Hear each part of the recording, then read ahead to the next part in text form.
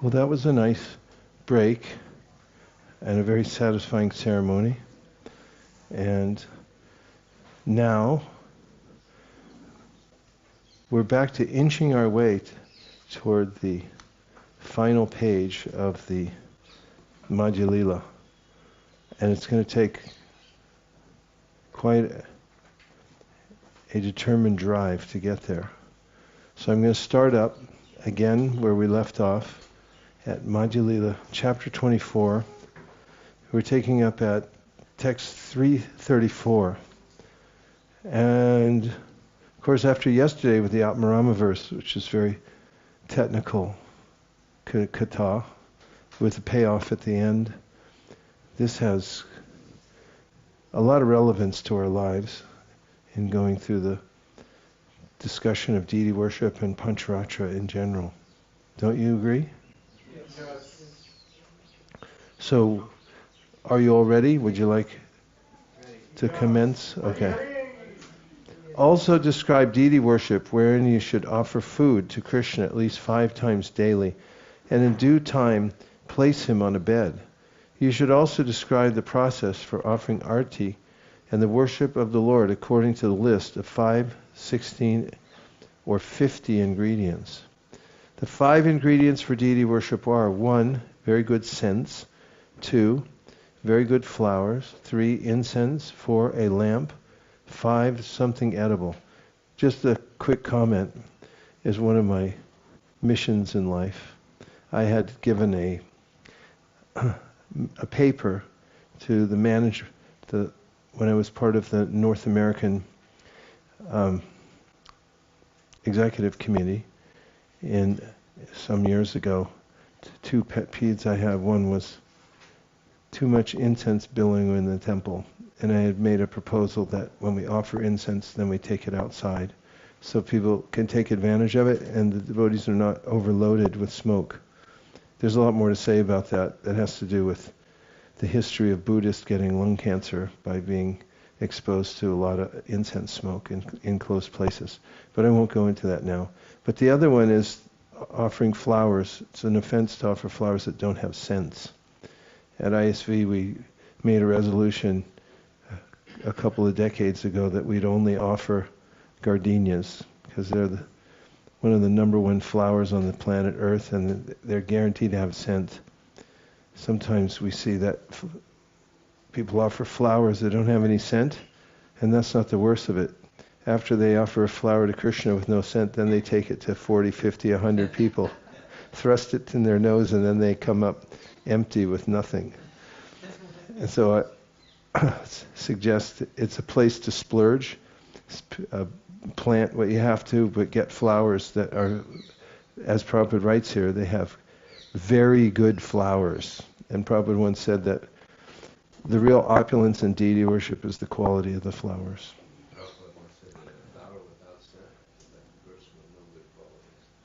Prabhupada also said a flower without scent is like a person with no good qualities. As for Shodhashopachara, the 16 ingredients, 1 should provide a sitting place, asana. 2, ask Krishna to sit down. 3, offer arghya. 4, offer water to wash the legs. 5, wash the mouth. 6, offer madhuparka. 7, offer water for washing the mouth. 8, bathe the Lord. 9, offer garments. 10, decorate the Lord's body with ornaments. 11, offer sweet scents. 12, offer flowers with good fragrance, like the rose or the champak. 13, offer incense. 14, offer a lamp. 15, give good food. And 16, offer prayers. In the Hari Bhakti Vilas, 11th Vilas, verses 127 to 140, there's a vivid description of what is required in deity worship. There are 64 items mentioned. In the temple, worship should be so gorgeous that all 64 items should be available for the satisfaction of the personality of Godhead. Sometimes it is impossible to get all 64 items.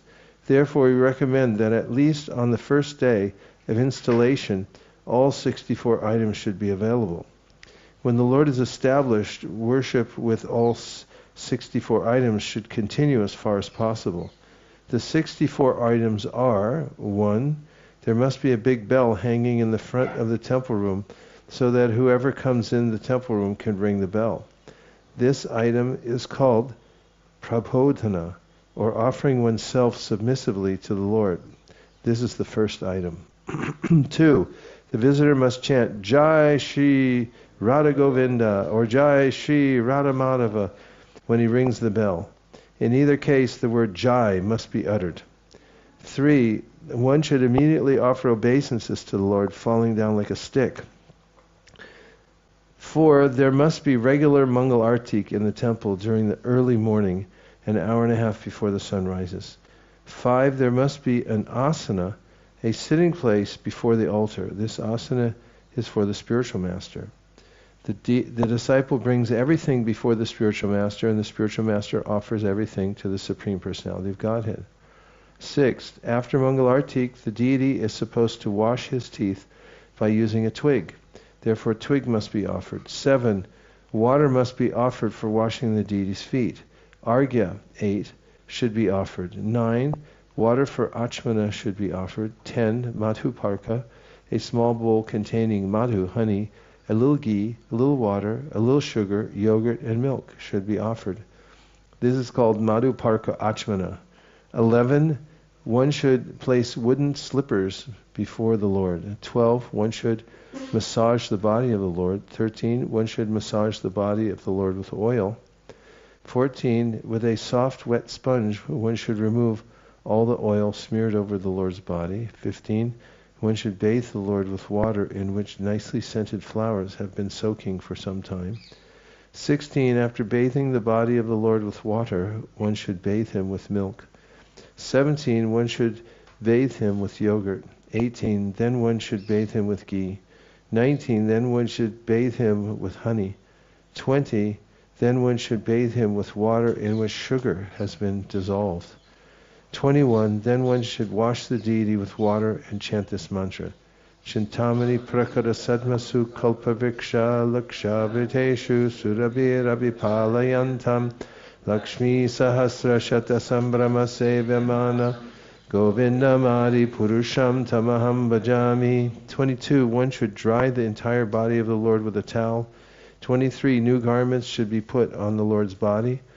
24. A sacred thread should be placed on his body. 25. Water should be offered for cleansing his mouth, achman. 26. Nicely scented oils like liquid sandalwood pulp should be smeared over the Lord's body. 27. All kinds of ornaments and crowns should be placed on his body. 28. Then one should offer flower garlands and decorative flowers. 29. One should burn incense.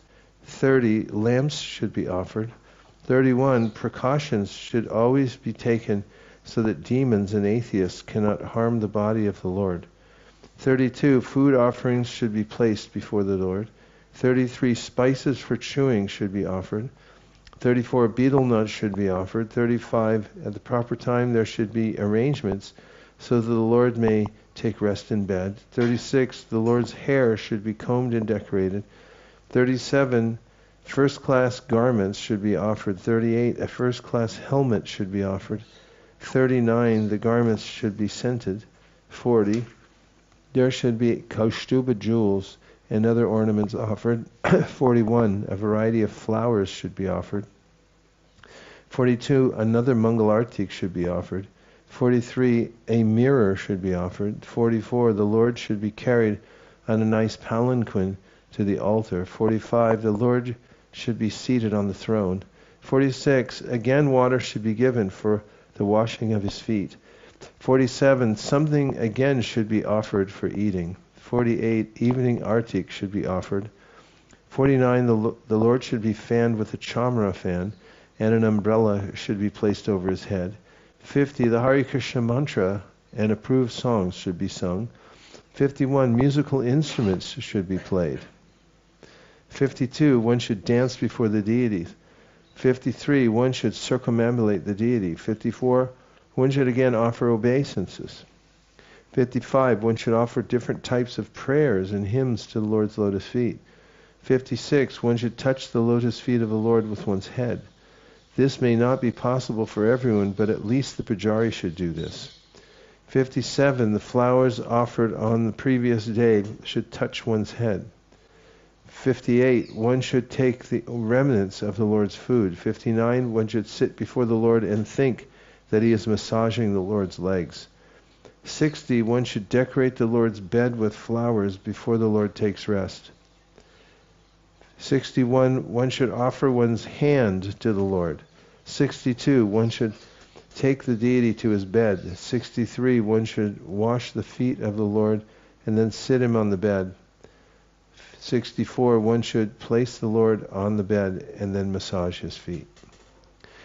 Artik should be offered to the deities 5 times daily, early in the morning, before sunrise, later in the morning, at noon, in the evening, and at night. This means that there should be worship and a change of dress and flowers. As far as the eatables are concerned, all items should be first-class preparations. There should be first-class rice, dal, fruit, sweet rice, vegetables, and a variety of foods to be sucked, drunk, and chewed. All the eatables offered to the deity should be extraordinarily excellent. In Europe and America, there is presently no monetary scarcity. People are not poor, and if they follow these principles of deity worship, they will advance in spiritual life. As far as placing the deity in a bed is concerned, if the deity is large and heavy, it is not possible to move him daily. It is better that a small deity, which is also worshipped, be taken to the bed. This mantra should be chanted. Agaccha shayana sthanam prihabhi sahakeshava. O Keshava, kindly come to your bed along with Srimati Radharani. The deity should be placed in bed with Srimati Radharani, and this should be indicated by bringing the wooden slippers from the altar to the bedside. When the deity is laid down, his legs should be massaged. Before laying the deity down, a pot of milk and sugar should be offered to him. After taking this thick milk, the deity should lie down and should be offered betel nuts and spices to chew. It's practically, if you just had that couple of pages, you could perform the whole Archan process. Of course, you might need know a few details, but that is step by step, right?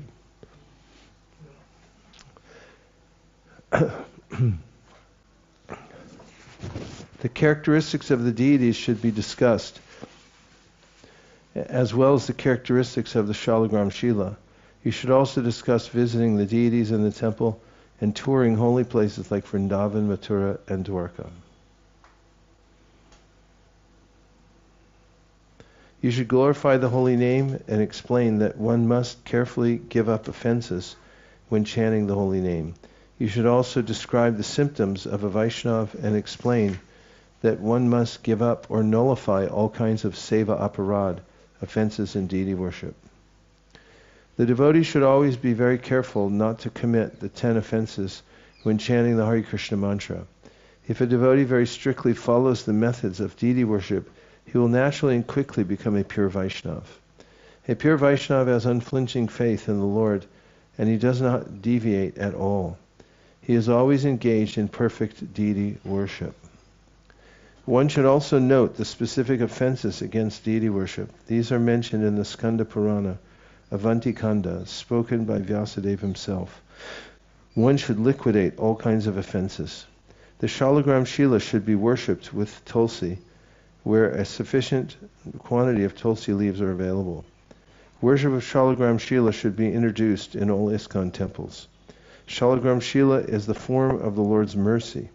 To worship the deity with 64 items mentioned may be a difficult job, but the Lord has become so small that anyone in any temple can carefully handle deity worship simply by performing the same activities with the Shalagram Shila. There are 32 offenses to the deity that should be avoided. 1. One should not enter the temple in a vehicle. Shoes and slippers should be removed before entering the temple. 2. One should offer obeisances as soon as he sees the deity. 3. One should enter the temple after taking a bath. In other words, one should be very clean. One should not offer obeisances to the Lord with one hand. 5. One should not circumambulate demigods before the deities. 6, one should not spread his legs before the deities. 7, one should not sit down before the deity with his legs crossed, nor should one touch his legs with his hands. 8, one should not lie down before the deity. 9, one should not eat before the deity. 10, one should not speak lies before the deity. 11, one should not speak very loudly before the deity. 12, one should not talk nonsense nor should, before the deity. One should not cry before the deity. One should not deal with others before the deity. 15, one should not utter harsh words before the deity. 16, one should not cover himself with a blanket. 17, one should not talk enviously of others before the deity. 18, one should not praise others before the deity. 19, one should not use slang before the deity. 20, one should not pass air before the deity. 21, one should not neglect the 64 items of deity worship. 22, one should not eat anything not offered to the deity. 23, one should not neglect offering seasonal fruits as soon as they are available. 24, one should always offer fresh, untouched fruit to the deity. 25, one should not sit with his back toward the deity. 26, one should not offer obeisances to others before the deity. 27, one should not sit near the deity without taking the spiritual master's permission. 28, one should not be proud to hear himself praised before the deity. 29, one should not blaspheme the demigods. 30, one should not be unkind to others before the deity. 31, which one should observe all festivals in the temple. 32, one should not fight or quarrel before the deity. The items of worship such as water, conch shell flowers, incense, and lamp should be described. You should also mention chanting softly, offering prayers, circumambulating, and offering obeisances. All these should be carefully described. All these methods in the Hari Bhakti, all these are mentioned in the Hari Bhakti Vilas, the 8th Vilas of that book, should be consulted as far as possible.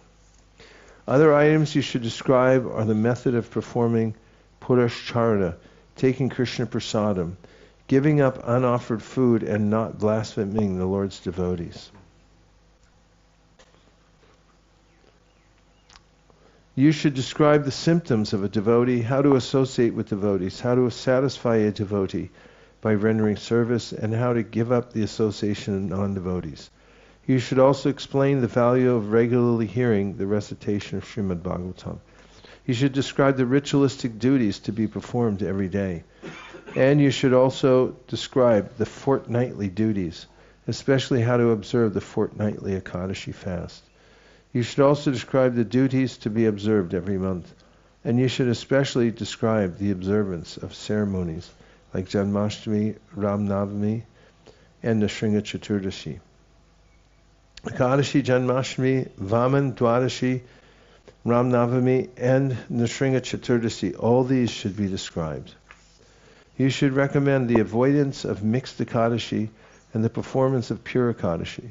You should also describe the fault in not observing Ekadashi. One should be very careful as far as these items are concerned. If one is not careful, one will be negligent in executing devotional service. Whatever you say about Vaishnava behavior, the establishment of Vaishnava temples and deities, and everything else should be supported by evidence from the Puranas. You should give general and specific descriptions of the behavior and activities of a Vaishnava. You should outline things that are to be done and things that are not to be done. All this should be described as regulations and etiquette. I have thus given a synopsis of the Vaishnava regulative principles. I have given this in brief just to give you a little direction. When you write on this subject, Krishna will help you by spiritually awakening you. Purport: one cannot write on spiritual matters without being blessed by Krishna and the disciplic succession of gurus. The blessings of the authorities are one's power of attorney. The blessings of the authorities are one's power of attorney. One should not try to write anything about Vaishnava behavior and activities without being authorized by superior authorities. This is confirmed in the Bhagavad Gita, Evam parampara praptam imam rajarshayo vidu. Thus, I have narrated Lord Chaitanya's mercy upon Sanatana Goswami. One who hears these topics, when one hears these topics, one's heart will be cleansed of all contamination. The authorized poet Kavi Karnapur has written a book named Chaitanya Chandrodaya Nataka. This book tells how Sri Chaitanya Mahaprabhu blessed Sanatana Goswami with his special mercy. Srila Sanatana Goswami, the elder brother of Srila Rupa Goswami, was a most important minister in the government of Hussein Shah, the ruler of Bengal, and he was considered a most brilliant gem in that assembly. He possessed all the opulences of a royal position, but he gave up everything just to accept the youthful goddess of renunciation. Although he externally appeared to be a mendicant who had renounced everything, he was filled with the pleasure of devotional service within his heart. Thus he can be compared to a deep lake covered with moss. He was the object of pleasure for all the devotees who knew the science of devotional service. Wow, that's a long verse. Gaudendrasya sudha vinashanamanis takva yaridham shriyam rupasya graja esha eva tarunim vairagya lakshmim dade antar bhakti rasena purna hridayo pahyeva tat kriti shaivalai pitiham maha sarva eva priti pradastad vidam. What a beautiful verse, isn't it? It's from the Chaitanya Chandrodaya Nataka. Does anybody have that? Yeah? Mahendra's got it. Interesting statement there. He says that No credit without Mike. Oh. M-I-C, not M-I-C-K. It's an interesting statement there. He says, he accepted the youthful goddess of renunciation. That is so striking, isn't it? That's the epitome of the Vaishnava philosophy. Except the youthful goddess of renunciation. One is so intrigued by the dealings of Krishna with his devotees and one's own dealings with Krishna, that renunciation becomes a byproduct of one's full attraction to Krishna, and one's noticeably absent for other matters that were normally the status quo. One leaves for a higher cause, and it's not a struggle, it's an open invitation to enjoy eternally. But that is a remarkable poetical turn, isn't it? Fantastic. As soon as Sanatana Goswami arrived in front of Lord Chaitanya, the Lord, seeing him, became merciful to him. The Lord, who has the complexion of a golden champak flower, opened his arms and embraced him while expressing great affection. In the course of time, the transcendental news of Krishna's pastimes in Vrindavan was almost lost. To enunciate explicitly those transcendental pastimes, Sri Chaitanya Mahaprabhu empowered Srila Rupa Goswami and Sanatana Goswami with the nectar of his mercy to carry out this work in Vrindavan.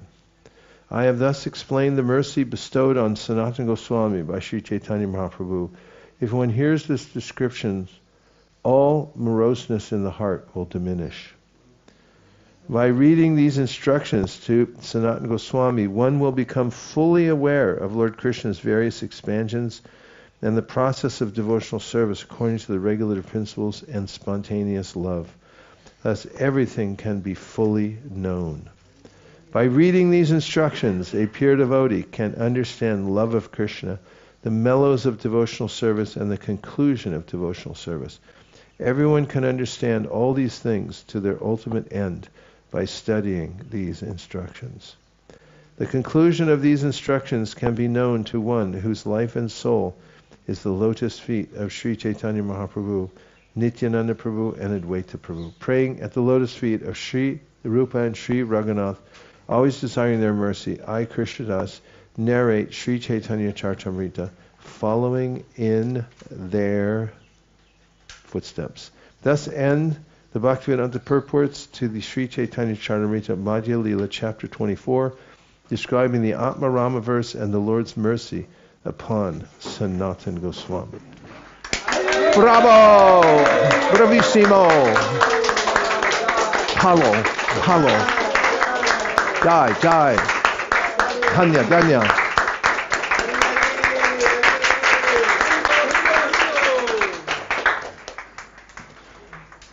Wow. It's amazing that we did it, huh? That chapter. The other one we're not so sure about. We're inching towards our goal, but it looks dubious. We may have to stay up late tonight. I've been left with a large, very large quota for today. Amrita Sagar's looking at me like, what are you talking about? I know. Let's take a couple of reflections or questions. Since that last section was so meaningful to all of us, I thought maybe we'd take 6 questions, 3 from outside, 3 from in. You start from the outside People's Party because we were heavily criticized recently for not.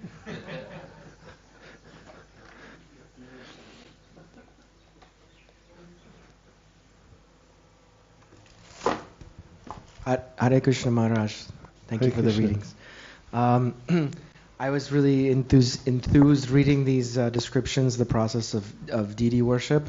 I was wondering if you could share some of your realizations on how to better meditate on assisting your spiritual master in the process of deity worship. Well, there's a nice verse in the Padati that one should recite before deity worship. You could just say it in English too, but it's basically a verse which says that asking for permission to assist the spiritual master and saying that I'm doing this on your behalf. So that's the mood of entering in to that. And also just remembering the verse Nama Shreshtam Manamapi Shachiputramatra Swarupam Shri Rupam Tasyagrajam Uru Parim Maturim Goshtavatim Radha Kundam Girivanamaho Radhika Madhavasham Prapto Yasya Pratitikrispaya Shri Gurum Tandatosmi, which is an expression of gratitude for everything, listing all the ways that the Guru has given me access to everything and everyone. And that those couple of prayers are nice to invoke. Another point? Can we get 3 out of the outside People's Party? Hare Krishna Maharaj. Hare Krishna. So Prabhupada mentioned in one of the purports that when one gets up in the morning, we chant Krishna, Krishna, Krishna, or the Hare Krishna mantra.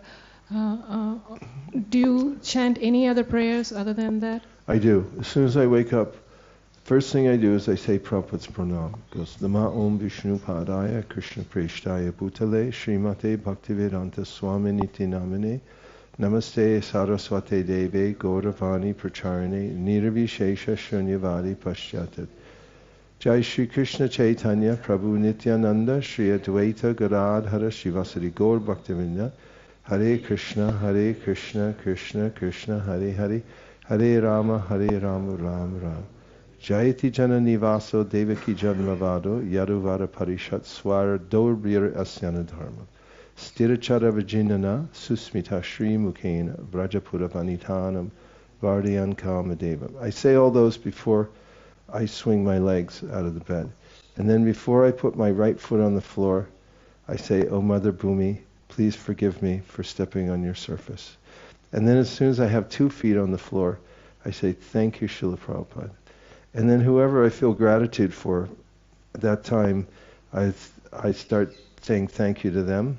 It's usually God brothers or whomever it happens to be fresh in my mind, but I take a moment of gratitude before I stand up. And those, that prayer, Jayati Jana-nivāso, there's a history to it, but it's in the Padati as one of the prayers that one may say upon waking up. So is the asking Mother Bhumi for forgiveness for stepping on her surface.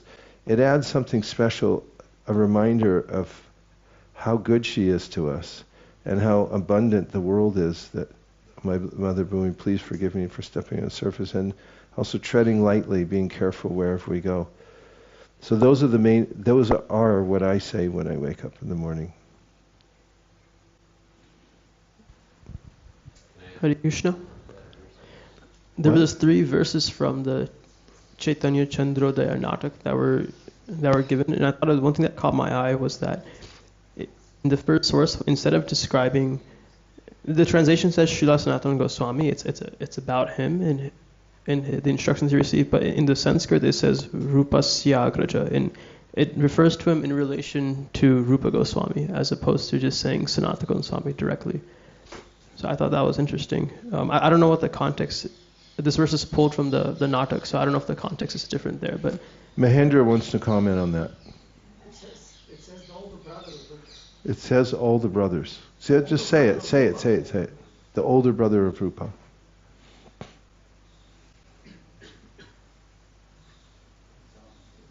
Rupa Syagraja means the older brother of Rupa. That's Sanatana Goswami. So this verse is about Sanatana Goswami, and there are verses about Rupa Goswami also. They were quoted before. Wonderful verses from Kavi Karnapur. And if you want to just keep adding more verses into your daily schedule, then that's what you can do all day long.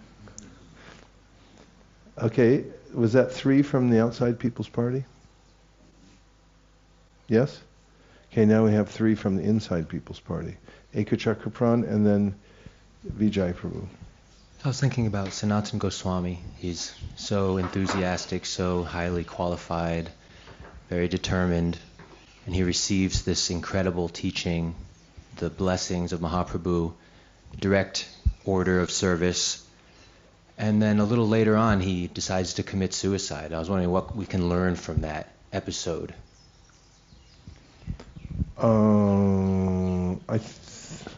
Is it when he goes back after this? It was before, right? No? Much later in the Antya-lila. So in chronology, it's after this. Well, it was all well intended, and it was based on his great humility. First of all, he felt, what is the use of my existence? Because that's how devotees feel when they're humble. And then he had this disease, and he thought, first he was thinking, I'm untouchable. And then he thought, I'm double untouchable. And then he noticed how Lord Chaitanya was embracing him, and he felt, I'm just making offenses. So then he had an idea, which was that he would, in the presence of Lord Chaitanya Mahaprabhu, jump in front of the Rath Yatra cart. And, of course, in these instructions, Mahaprabhu didn't mention, don't jump in front of the Rath Yatra cart. But that was what came into his mind. And then Mahaprabhu, without asking about it, just mentioned it one day, so that Sanatana could tell that he was omniscient. And he just said, I don't approve. He said, if I could have attained Krishna by committing suicide, it would have done it already, many times. Okay, Vijay Prabhu.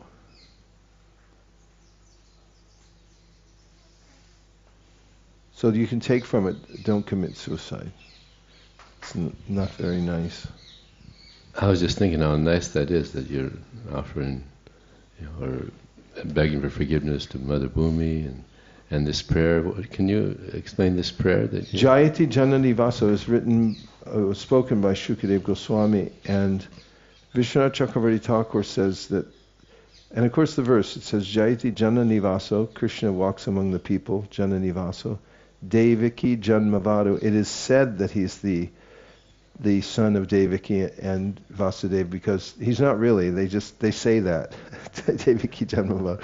Yadu-vara, he's the best of the yadu-9. Yadu-vara-pariṣat, he's the associate of all the yadus. Yadu-vara-pariṣat, swarar, dhora, with his strong arm, swarar asanadharmam. He wipes out all those bad people using his strong arms. Sthira-cara-vṛjina-ghnaḥ, he uplifts all living entities, whether they're moving or unmoving. Sthira-cara-vṛjina-ghnaḥ, su-smita-śrī-mukhena. And with a beautiful smile on his face, he awakens more and more of the conjugal desire within the hearts of the gopis. Su-smita-śrī-mukhena, vraja-pura-vanitānāṁ, vārdayan kāma-devam, kāma-devam. The kāma-dev appears when he smiles, because they all become more and more attached to him.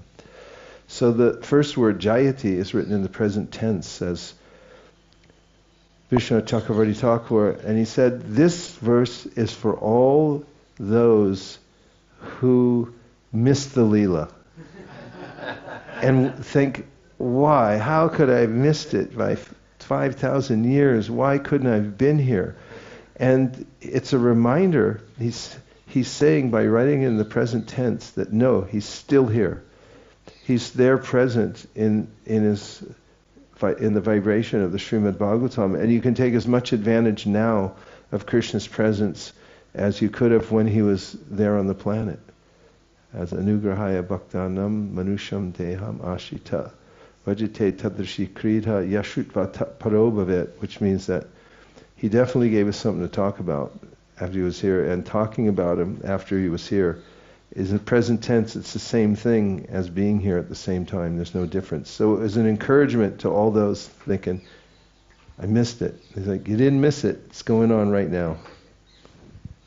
And also that you show gratitude to somebody in the world. I learned that from a godbrother. He said every time he wakes up, first thing he does is stand in front of a picture of Prabhupada and say, thank you, Prabhupada. And I started doing it too, because I just imitate what other people do. And it's so nice. It's like a personal connection. And then, it's a kind of nice way to start your chanting by going, thank you, Krishna, thank you, Krishna, Krishna, Krishna, thank you, thank you. And then say, Hare Krishna, because it's that mood of gratitude. And then if you can think of all the people in your life who have helped you, or that you can't live without them. If you have people like that in your life and you think of them early in the morning when you first wake up, and you're like, thank you for this one, thank you for that one. Then, as soon as you stand up, you feel like, okay, I'm ready to go. Was that 3 inside? Okay, Gopinath, number 3. Very simple question. Just on, I don't remember which verse it was, but this in the purport, Prabhupada mentioned this point about a grahasta should take bath twice a day, sannyasi 3 times, brahmachari once. I was just wondering why those numbers and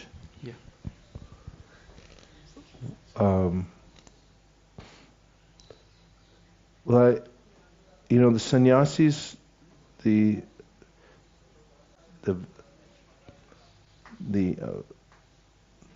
Sandhya-vandanam, they should be very strict about it. I know Gaur Govinda Maharaj, when I stayed in Puri for some time, back before the temple was built, I just lived in a little thatched cottage. It wasn't a cottage, it was just a hut. He lived in one and I stayed with my godbrother in the other one. And we went on some tours with Gaur Govinda Maharaj. And he was so strict about the Sandhya Vandanam that when we were traveling, when it was noon, he'd stop anywhere in the middle of the field, and he'd have a couple of brahmacharis, they'd hold a cloth and he'd just take a bath right in the middle of the field, put on his tilak, and then do his gayatri. And so when one has that lifestyle, you're not doing anything else, your main focus is staying regulated, 3 times a day. In general, although this is somewhat speculation, but it relates to the two different standards for deity worship. One is temple standard, which we heard about, where you have to offer everything every day, first class, on time.